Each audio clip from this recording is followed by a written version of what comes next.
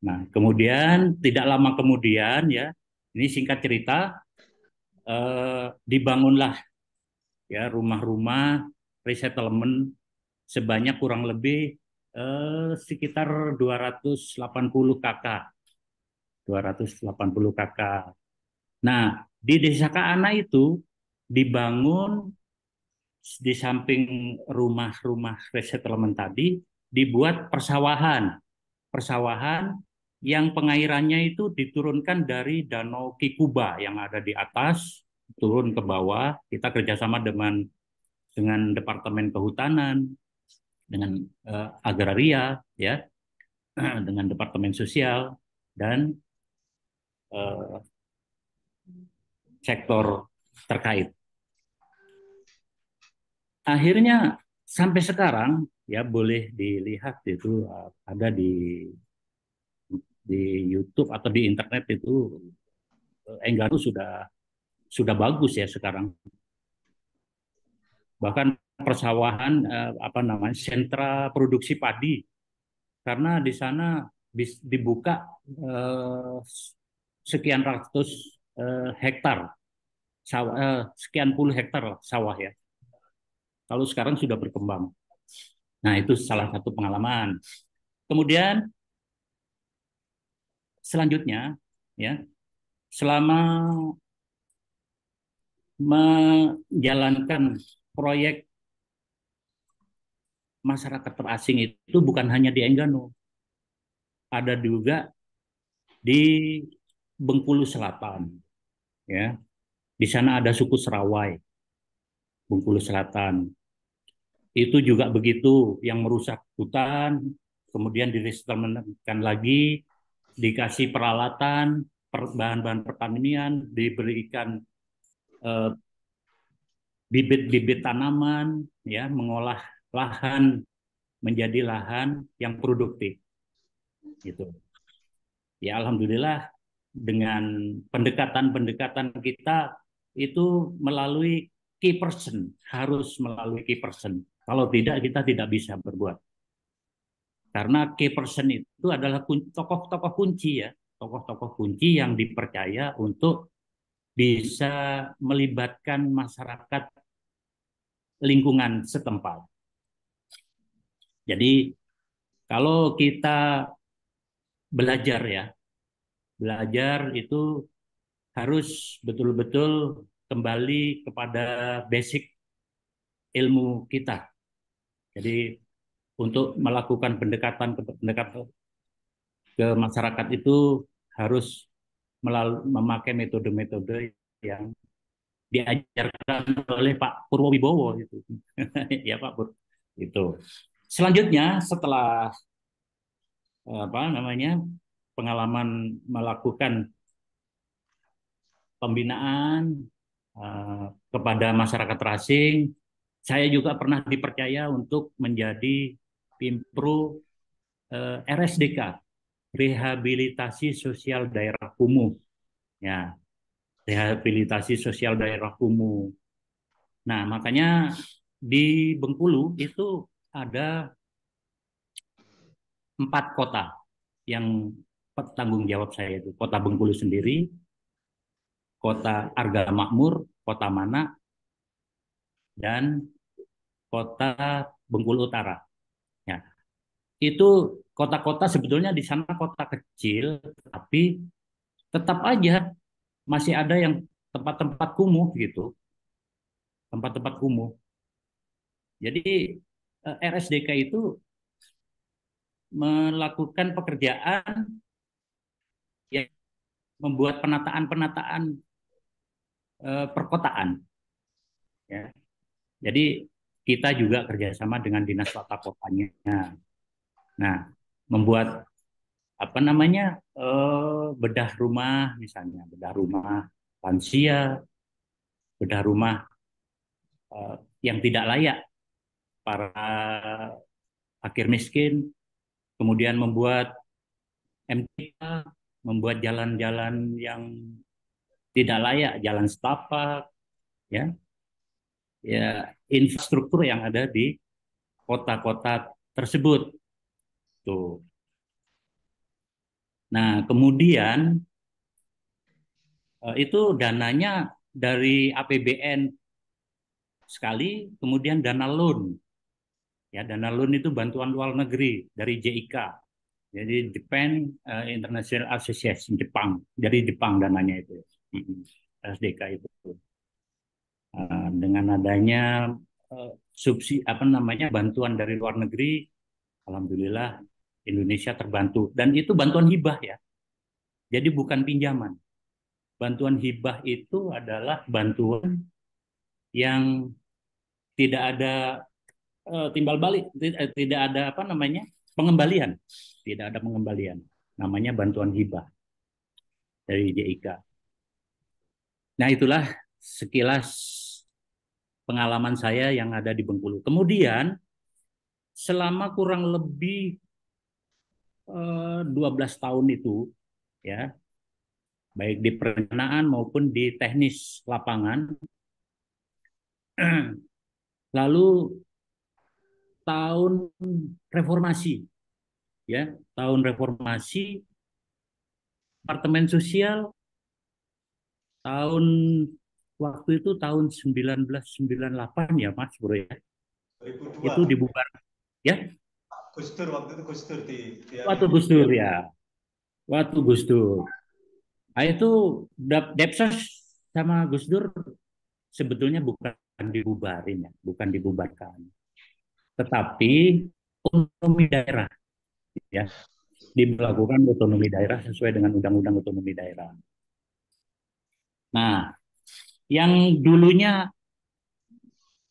pusat Departemen Sosial punya kaki tangan di seluruh Nusantara, itu punya kantor-kantor wilayah diserahkan sepenuhnya kepada dinas sosial setempat, kepada pemerintah daerah setempat. Padahal apa namanya ASN atau pegawai-pegawai negeri yang dari pusat itu sangat banyak, hampir separuhnya itu dari pusat. Yang selebihnya itu orang daerah yang masuk ke departemen sosial. Nah, jadi dengan adanya otonomi daerah tersebut, maka dari kanwil sosial berubah menjadi dinas sosial. Nah, kalau dulu memang adanya kanwil, ada juga dinas. Nah, itu rata-rata dirangkap. Kepala kanwil merangkap kepala dinas dulunya, ya. Karena Pemda tidak sanggup pembiayaan penganggarannya, terutama khususnya di bidang sosial. Makanya daerah-daerah umumnya menggantungkan kepada pusat itu. Karena memang dulu program apa dana anggaran itu yang terbesar APBN dibandingkan APBD itu.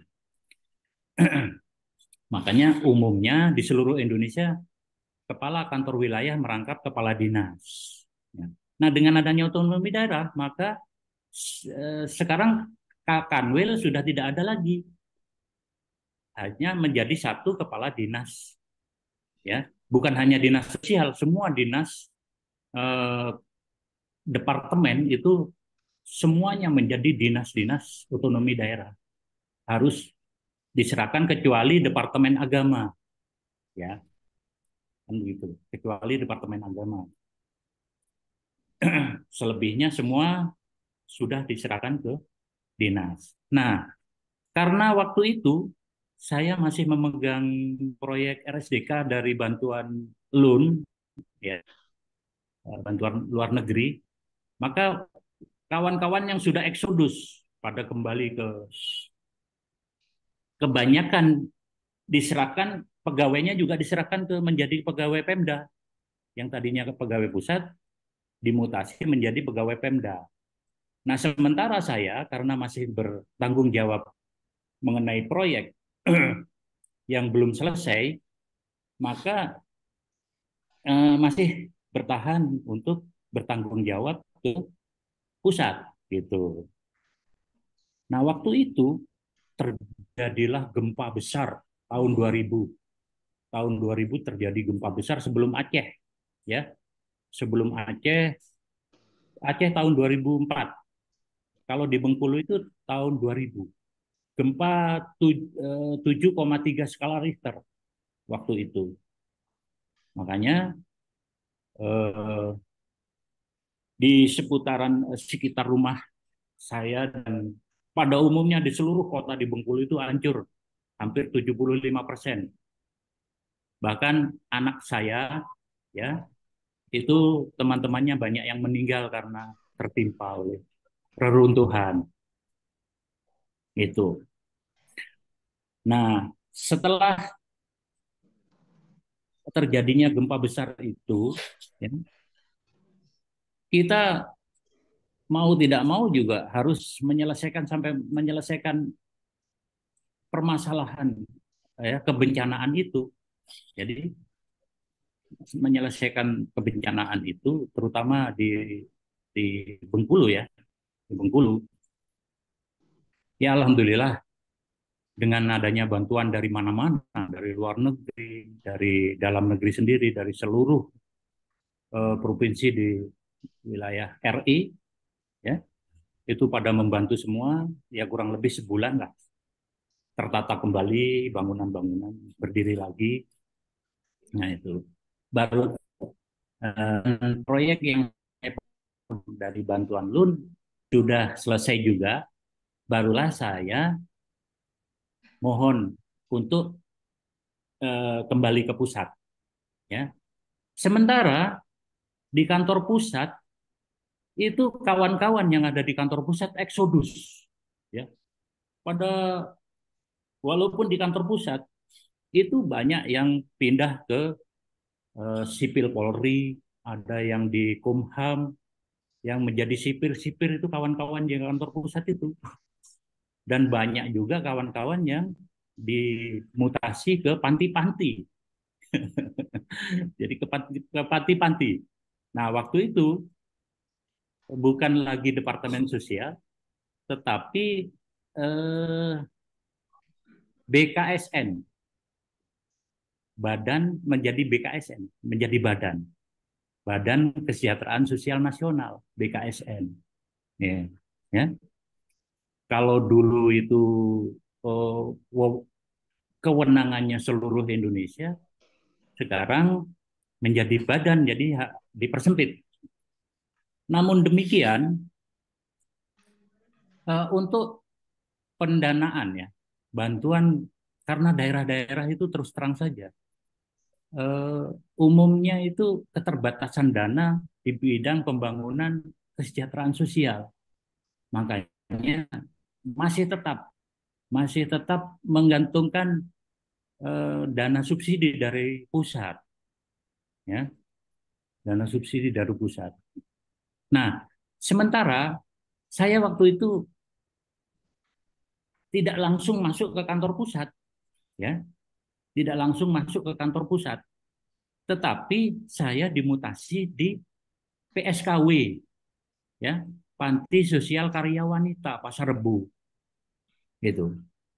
Karena apa? Di kantor pusat tidak banyak orang dan menurut Biro Kepegawaian itu, oh, jadi harus harus di teknis, harus harus di apa namanya di panti-panti katanya.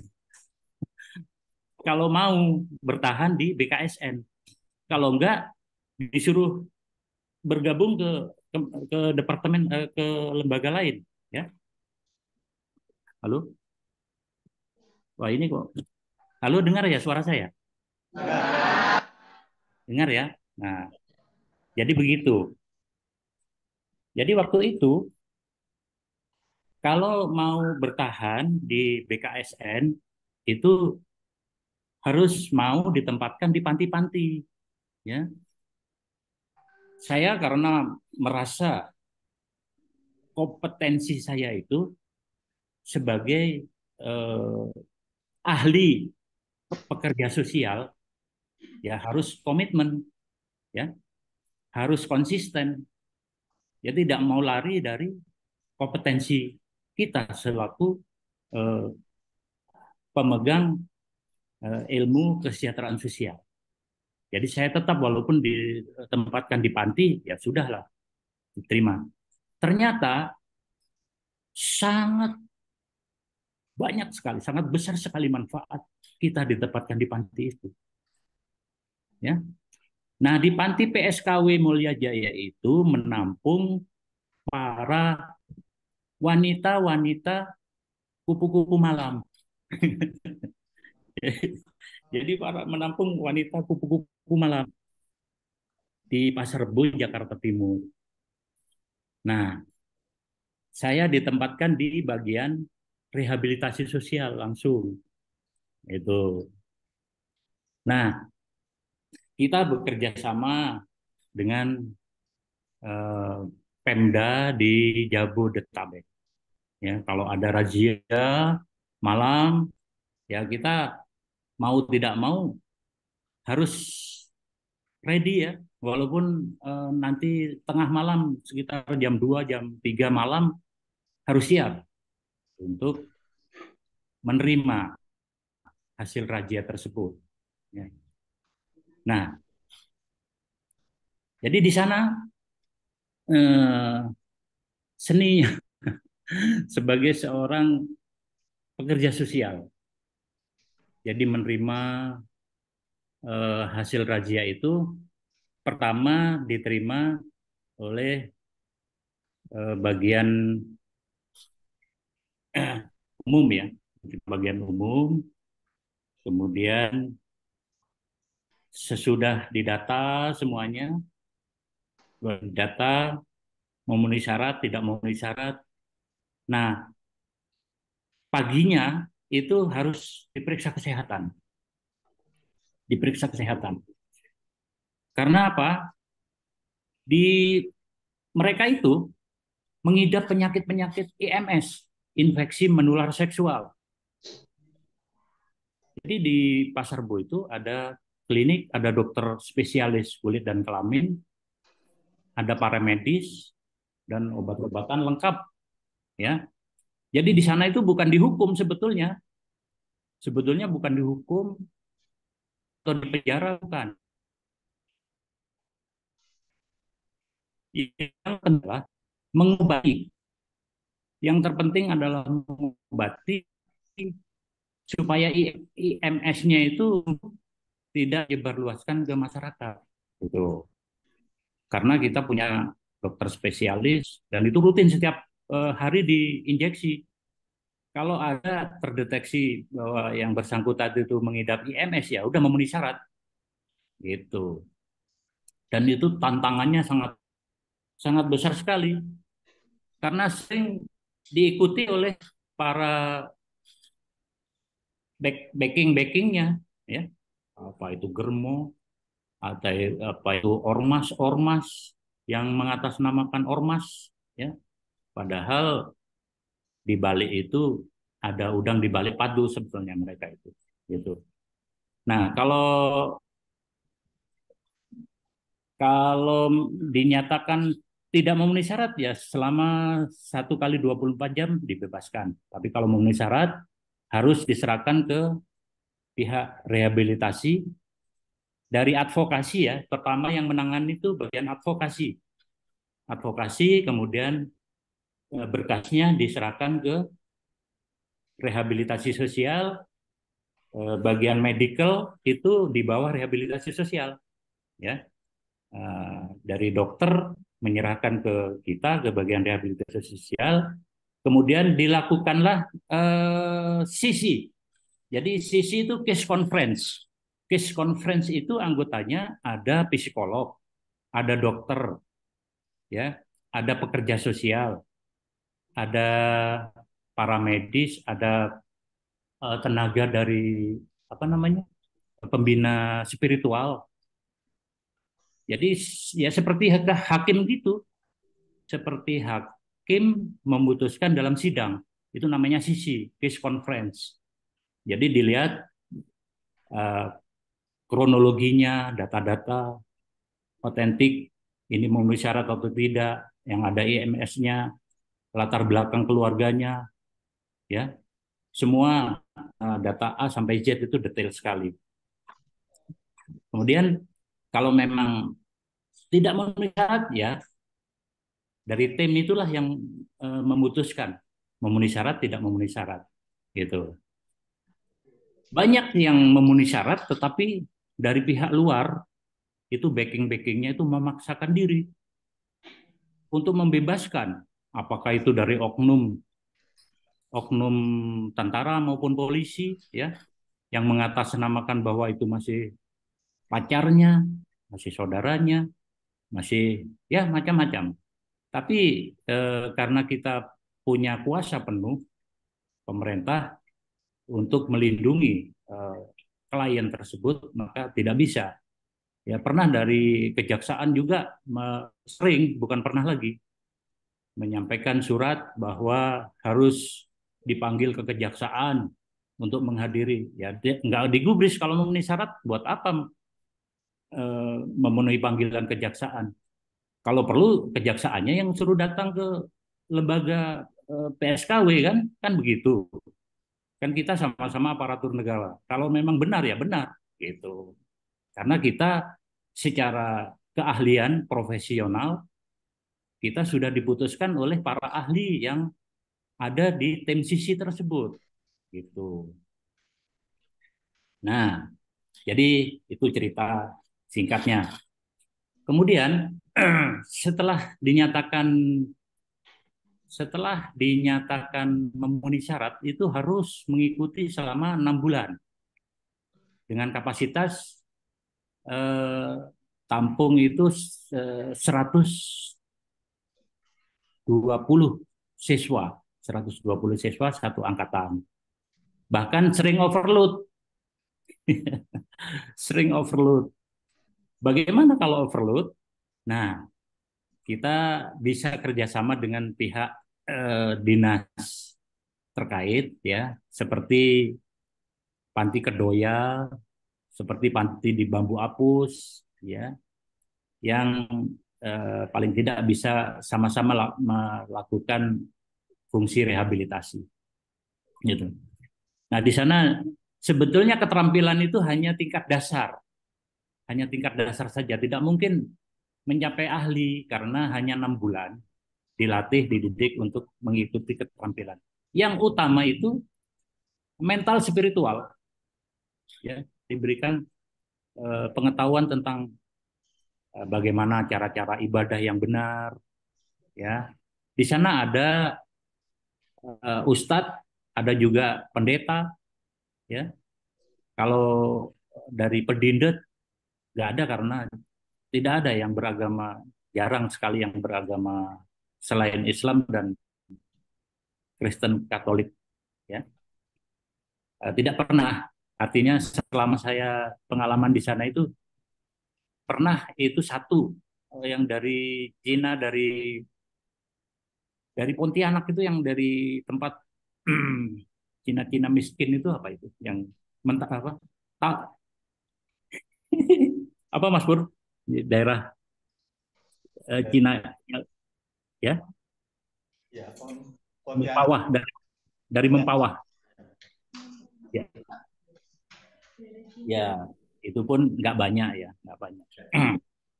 Jadi itulah, jadi fungsi pembinaan rehabilitasi yang ada di, bahkan sering kita itu menjadi apa namanya